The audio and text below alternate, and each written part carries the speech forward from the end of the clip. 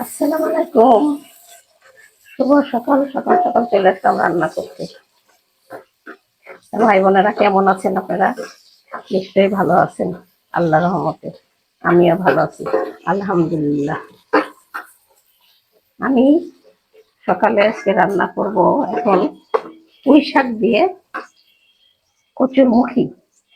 কচুরমুখী দিয়ে পুঁই শাক দিয়ে আর নোনা ইলিশ দিয়ে। এই যে নোনা ইলিশ আমি ধুয়ে রেখে দিছি।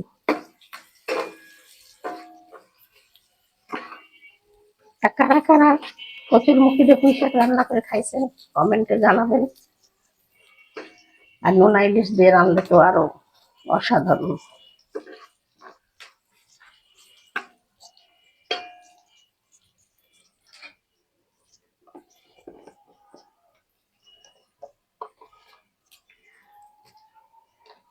আমি এখন লবণ দিয়ে দিলাম, কম দিই, মাছে লবণ আছে, নোনা ইলিশে লবণ দিয়ে দিলাম।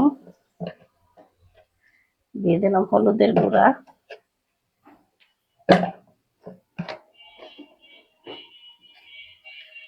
আর দিয়ে দেবো হচ্ছে মরিচের গুঁড়া।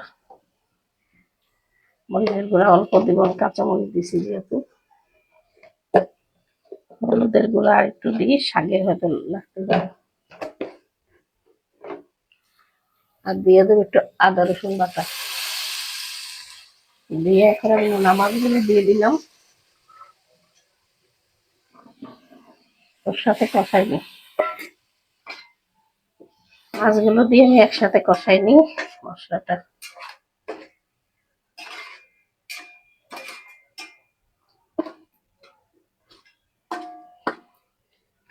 নোনা ইলিশ দিয়ে যে কোনো তরকারি আপনারা যদি রান্না করেন খেতে খুব ভালো লাগবে, ভালো লাগে। এতটুক ছিল আমার কাছে নোনা ইলিশ, আমি ভাবলাম আজকে একটু এটা রান্না করি। একটু ঢাকা দিয়ে দিই, মশলাটা তাড়াতাড়ি কষুক।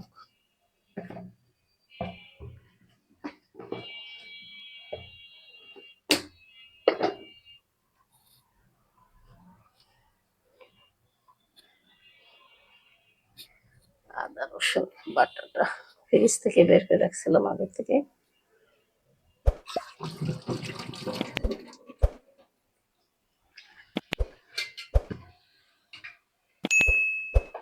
অল্প জায়গায় হতে চায় না।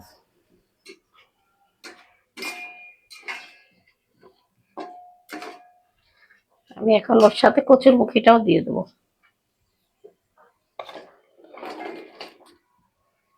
কচুরমুখীটাও কষাইনি।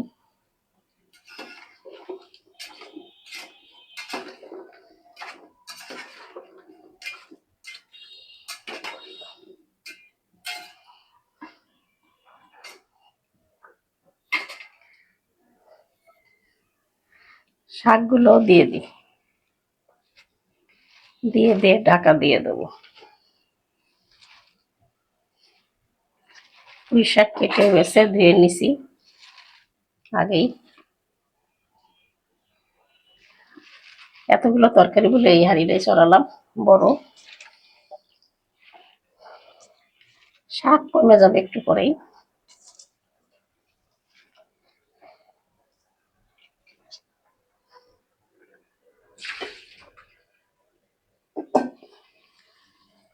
আমি এখন ঢাকা দিয়ে দেবো।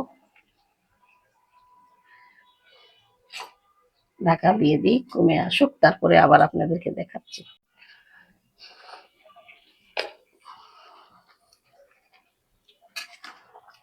শাকের থেকে পানি উঠছে, শাক ওই যে ধুয়ে ঝরা দিইনি তো, এই জন্য অনেক পানি উঠে গেছে। এই ঝোলেই হয়ে যাবে নাকি আর ঝোল দেওয়া লাগবে বুঝতেছি না। দেখেন কমে কটটুক হয়ে গেছে এখন, তখন কতগুলো দেখা যাচ্ছিল, একদম কমে গেছে।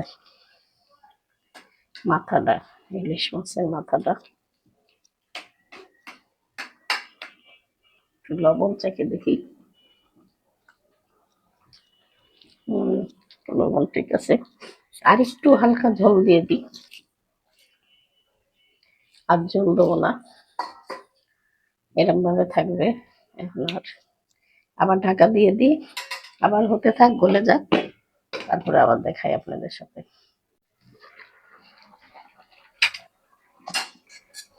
তো ভাই বোনেরা, আমার নোনা ইলিশ দিয়ে যে কচু দিয়ে পুঁই শাক দিয়ে হয়ে গেছে, দেখেন কচুগুলি ভর্তা হয়ে যাচ্ছে।